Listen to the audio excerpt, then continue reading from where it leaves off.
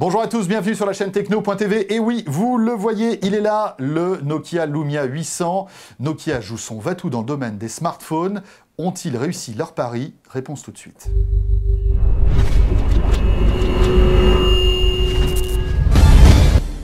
Voilà, nous avons donc essayé pendant plusieurs jours le Lumia 800 de Nokia. On commence par un petit mot rapide sur le packaging et les accessoires. Bon, il y a un chargeur, ça c'est pas une surprise.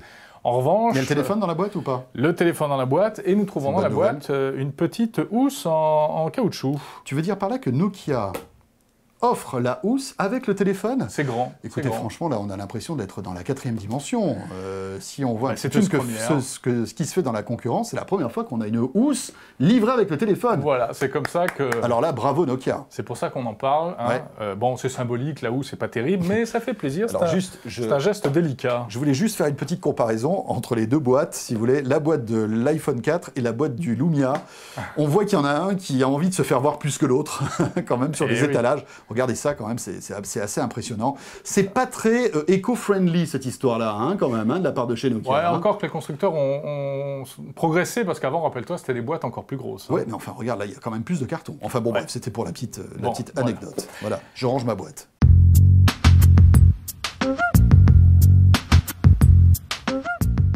Ce téléphone Lumia 800 est une véritable réussite en termes de design. Alors là, je crois que c'est unanime, hein, on n'est pas les seuls à le dire.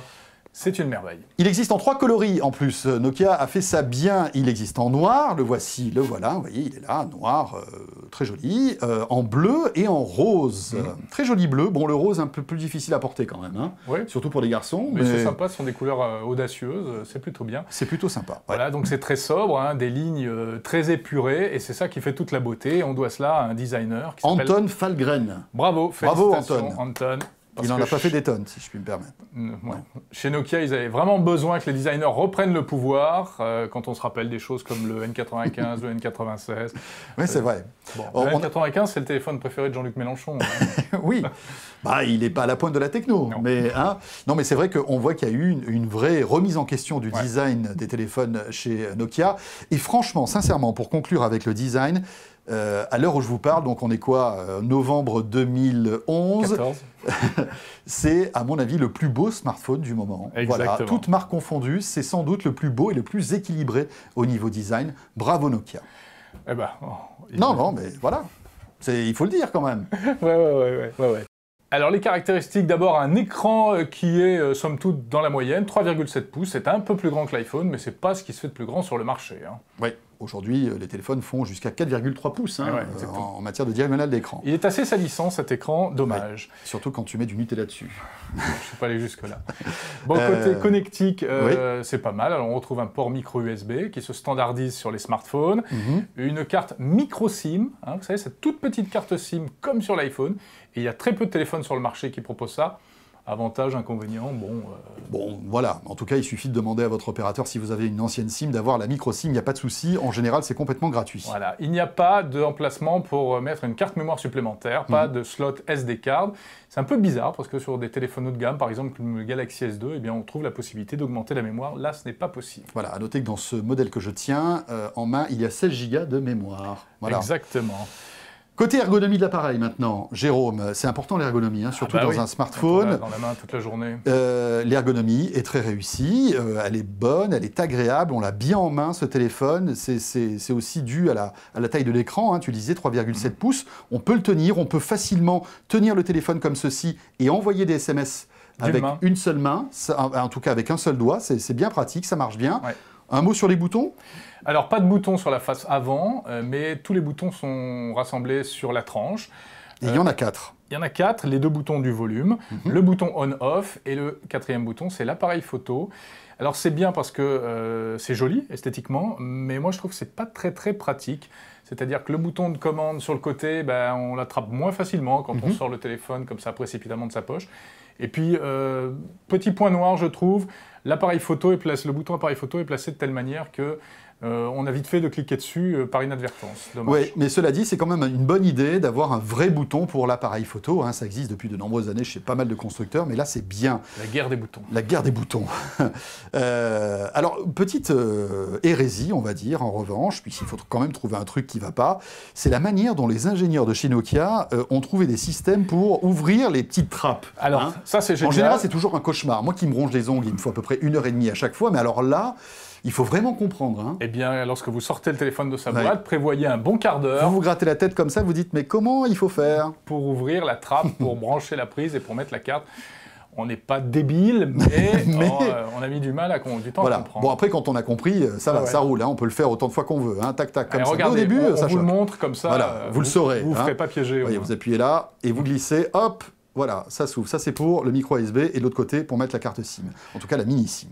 Très bien. L'appareil photo numérique. Important. Est très important sur un smartphone aujourd'hui. On est de plus en plus nombreux à prendre de belles photos avec les smartphones. C'est un appareil de 8 mégapixels avec un flash et bon, la qualité de ce qu'on a pu tester est tout à fait acceptable. Voilà, avec une optique toujours chez Nokia, signée Carl Zeiss, gage de qualité. Ouais. Les petits tests qu'on a pu faire en matière de qualité de photos sont plus qu'acceptables. Il fait de très très belles photos. J'ai même remarqué qu'il faisait des photos plutôt réussies en basse luminosité. Alors ça, évidemment, on n'a pas la qualité d'un compact, on va dire, de 8 mégapixels, hein, mais pour un smartphone, ça tient la route véritablement. Alors moi, je dirais à ce stade, François, un plus et un moins. Le plus, c'est que l'appareil photo démarre très très vite. Oui. Il suffit, où qu'on soit dans l'utilisation du téléphone, d'appuyer de manière prolongée sur le bouton et hop, ça lance l'appareil photo. Ça, c'est génial. Il est bien ce bouton quand même. Ah oui, il est tout à l'heure, tu le critiquais, mais il est pas mal. Il est mal placé, mais quand on en a besoin, on est content de le trouver. Et il marche très bien. C'est vraiment bien ça. Moi, j'ai pas vu l'équivalent sur d'autres smartphones. Et puis, en revanche, eh bien... pas de caméra en façade. Eh ben, pas de caméra en façade. Voilà, c'est quand même dommage. Ouais. Pas de caméra en façade, ça veut dire que tout ce qui est visio exit avec ce téléphone. C'est-à-dire qu'on pourra faire la visio, mais il faudra tourner le téléphone, donc on ne verra pas le correspondant. Enfin, il n'y a pas que la visio, parce qu'en fait, aujourd'hui, on s'amuse très souvent à se prendre en photo soi-même. Et là, c'est un peu compliqué. C'est un peu plus compliqué de faire comme ça. Voilà, c'est dommage. Beaucoup de réglages aussi, hein, Jérôme, en matière de photos numériques et même de caméscope, puisqu'on a oublié de vous le dire, bien évidemment, il filme en HD, en 720p, pas en 1080p, hein, 720p. Et là, vous avez toute une batterie de réglages en matière de luminosité.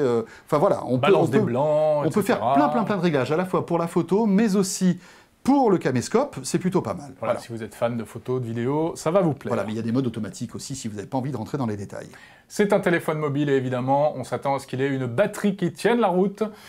Eh bien, bon, pas de surprise. Voilà, on est dans la moyenne, toujours. Ouais. Une heure, voilà, on tient une journée une petite journée. Voilà, en usage normal sur un smartphone. Mais bon, on a pris aujourd'hui l'habitude de recharger son smartphone en même temps que on se couche. Hein, donc voilà. Exactement. C'est ça, c'est 12 heures de charge. Il ne faut pas se coucher trop tard, quoi. Il ne faut pas se coucher trop tard. Et pas se lever trop tôt non plus. C'est un peu mon problème. Et oui, je sais bien.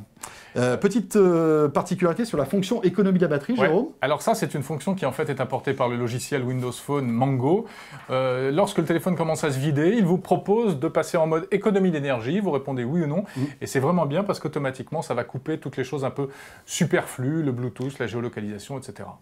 En matière de qualité sonore, c'est important parce que Nokia a toujours été un petit peu au-dessus du lot au niveau de la sensibilité des téléphones, au niveau de la qualité sonore, à la fois de la restitution sonore quand vous avez le téléphone à l'oreille, mais aussi pour la captation de votre voix. Écoutez, on est dans la moyenne. Moi, je m'attendais un petit peu mieux, malgré tout. J'avais de meilleurs souvenirs des téléphones Nokia. C'est pas mauvais du tout.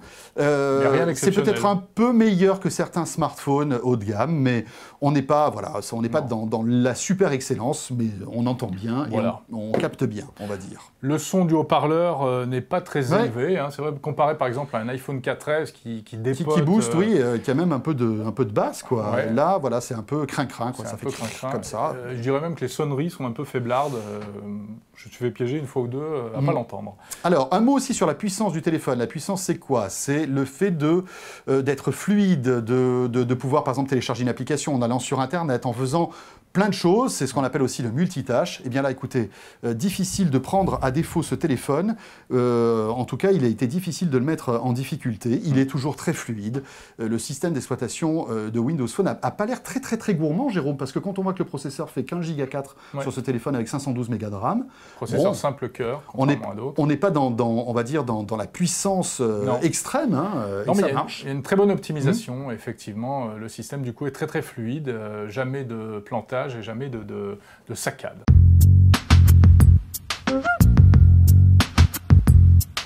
Alors ce Nokia Lumia 800, c'est aussi la célébration on va dire, de l'union entre Nokia et Microsoft, puisque à l'intérieur, c'est du Windows Phone version Mango.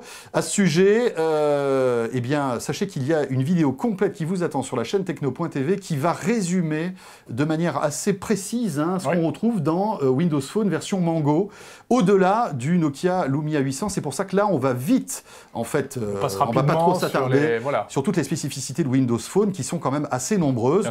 On peut quand même malgré tout dire que évidemment l'ergonomie de Windows Phone, on l'aime beaucoup, elle est très fluide, très rapide, très belle. C'est un très très bel OS, très élégant, qui répond vraiment au doigt et à l'œil, qui est très réactif, donc tout va bien à ce niveau-là. Très graphique, il y a une sensation vraiment de plaisir à l'utilisation de cet appareil. Des tas de fonctionnalités liées à cet OS, alors vous allez trouver la messagerie unifiée pour configurer plusieurs comptes mail en même temps, l'intégration des réseaux sociaux, la fusion entre votre carnet d'adresses et puis votre Facebook à travers ce qu'on appelle les hubs de Windows Phone. Ça, c'est vraiment bien.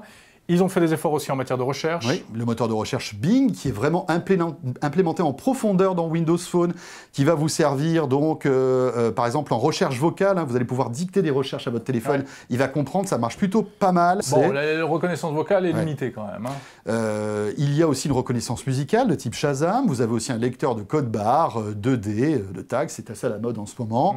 Et puis, des fonctions poussées de géolocalisation. Là, pas de souci, on va dire, ce Lumia 800 est véritablement dans les clous avec ce que fait la concurrence à la fois sous iOS et Google, avec parfois même des petites touches supplémentaires. Exactement, alors tu as raison de le préciser, puisqu'il y a tout ce que apporte le logiciel lui-même, Windows Phone, et puis il y a les fonctionnalités supplémentaires apportées par Nokia. Et les deux principales étant la musique et le GPS. Oui, le GPS, et là, Nokia mise fort là-dessus, parce que, en fait, Nokia, vous le savez sans doute, a racheté en fait, l'organisme de cartographie qui s'appelle Navteq, il y a quelques temps de cela, et ils offrent carrément eh bien, le logiciel de cartographie pour transformer votre Lumia 800 en un vrai système GPS pour la voiture, par exemple. Alors, soit pour la voiture, soit en guidage piéton. Donc, vous avez une carte qui, en plus, est téléchargeable une seule fois en intégralité, donc vous ne ferez pas appel à un échange de données Internet. Ça, c'est plutôt pas mal. C'est plutôt pas mal, surtout si vous partez en vacances à l'étranger, vous n'aurez pas de frais de roaming, puisqu'en fait, la navigation sera déjà dans le téléphone. Et c'est gratuit, c'est un vrai plus qui a une vraie valeur.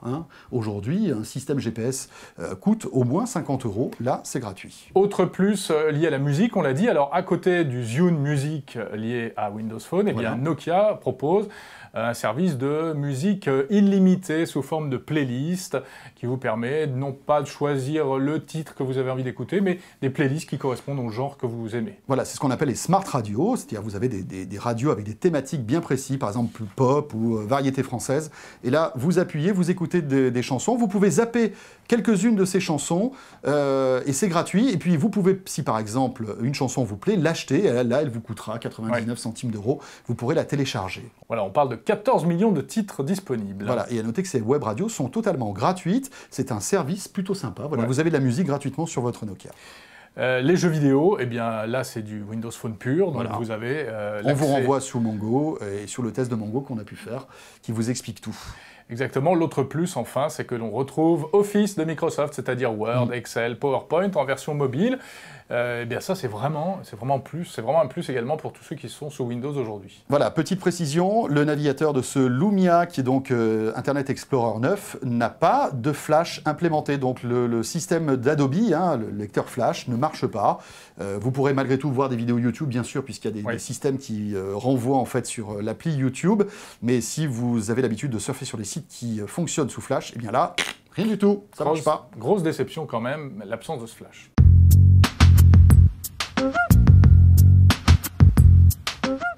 Allez, avant de passer au verdict, le prix, tout d'abord, eh bien, c'est pratique parce qu'il n'y en a qu'un. 499 €, le téléphone Lumia 800 en version nue. en dehors des forfaits opérateurs. Et c'est un très bon rapport qualité-prix. Quand on voit le design de ce téléphone, quand on voit ce qu'il y a à l'intérieur, etc., les services, bon rapport qualité-prix, 499 € nus, ce qui veut dire qu'avec les subventions des opérateurs, on sera aux alentours des 50 € pour un smartphone de cette classe, on va dire, de ce niveau. Pas mal. C'est plutôt pas mal. Alors, si on résume, les points forts, on l'a dit, le design de l'appareil. Hein, on insiste lourdement parce qu'il est vraiment... Il est canon. C'est un coup de foudre. Le design... Comme on dit dans les banlieues, ça poutre, le Lumia 800. Ah, ça poutre. Tu connaissais pas cette expression? pas. Ah non, ça poutre, le Lumia 800. Ça poutre bien. Ce qui poutre bien aussi, c'est l'ergonomie, la solidité. Il est costaud, c'est un matériau agréable. Il fait moins toc que d'autres appareils qu'on peut trouver sur le marché. Ouais. Autre plus, Mango, voilà, Mango, Windows Phone. Qui est la dernière version de Windows Phone, qui commence à être, voilà, c'est une mangue qui commence à être bien mûre, hein, voilà, qui commence à être savoureuse, qui a du goût, ce qui n'est pas forcément le cas des précédentes versions, mais là, ça commence à être vraiment sympa. Autre point positif, c'est l'appareil photo, qui fait de très très belles photos. On retrouve encore une fois le savoir-faire de Nokia, 8 mégapixels, tout va bien. Et puis les deux derniers points positifs qu'on vient d'évoquer juste avant, le GPS, la navigation routière gratuite, et la musique gratuite également. Les points négatifs, maintenant, car il y en a, malgré tout, bah oui, autrement ça serait un peu triste, un monde trop parfait. Hein. Les points faibles de ce Nokia Lumia 800, pas de caméra frontale, on le disait tout à l'heure. Dommage. Donc, voilà, ça va être compliqué de faire des photos comme ça avec des potes rapidement. Ça veut dire aussi que lorsque Skype sortira sous Windows Phone, parce qu'on peut imaginer que Skype, étant donné que ce service a été racheté par Microsoft, va arriver très vite sous Windows Phone, et bien là, on va être un peu limité. Hein. C'est vraiment dommage. On se demande comment Nokia a pu faire l'impasse sur une caméra frontale. Enfin, ça, c'est des questions de rapport technicité-prix. Hein. C'est ce qui fait que le téléphone reste dans une gamme de prix abordable. Mais c'est quand même un gros dérapage. L'écran, alors l'écran est plutôt beau, mais c'est vrai qu'on peut-être se dire qu'avoir quelques centimètres en plus, ça aurait été bien. Hein. Voilà, là on pas a beaucoup de centimètres, mais, voilà, mais 3,7 pouces. Un peu plus grand, ça aurait été bien. Voilà. Écran un peu petit. L'absence de NFC. Alors le NFC, donc c'est le paiement notamment sans contact. Bon, c'est vrai que ça ne sert pas à grand chose, on s'en sert pas beaucoup, mais c'est quand même une technologie d'avenir et on pouvait s'attendre à ce qu'elle soit comme ça intégrée dans un téléphone haut de gamme. Alors il n'est pas compatible Flash, on le disait tout à l'heure. Bon, voilà, on peut faire l'impasse là-dessus. L'ergonomie de Windows Phone qui n'est pas assez intuitive, quoi qu'on en dise. Alors après, voilà, c'est une question de goût. Jérôme trouve qu'effectivement, parfois... J'aime beaucoup le design, mais je trouve que Windows Phone n'est pas assez pratique au quotidien. On ne va pas assez vite, il y a trop de texte, pas assez d'images. On revient là-dessus avec un gros débat assez passionné dans le test de Windows Phone sous Mango, qui est déjà disponible sur la chaîne techno.tv. Et puis pour terminer, alors ça c'est un problème aussi inhérent à Windows Phone, c'est qu'il manque encore pas mal d'applications. Même si on constate que Microsoft s'active pour justement inciter les développeurs à sortir les applications stars, il en manque encore quelques-unes. C'est un point faible, malgré tout. Il y en a moins que sur l'iPhone, ça c'est certain. Et moins que sous Android aussi. Hein. Et moins que sous Android, bien sûr. À noter que vous avez sur ce téléphone le marketplace de Microsoft, et puis à côté, vous avez le Nokia World, où vous allez pouvoir également télécharger des applis. Bon, alors, globalement, en résumé, sur ce téléphone, moi je dirais que c'est quand même le plus beau smartphone Windows Phone actuellement sur le marché. Et je trouve que c'est le premier smartphone Windows Phone qui est vraiment un téléphone plaisir et non plus seulement un téléphone utile. Moi, j'irais un petit peu plus loin que toi. Moi, sincèrement, c'est un avis personnel, hein, je trouve que c'est tout simplement le plus beau smartphone du moment. Voilà.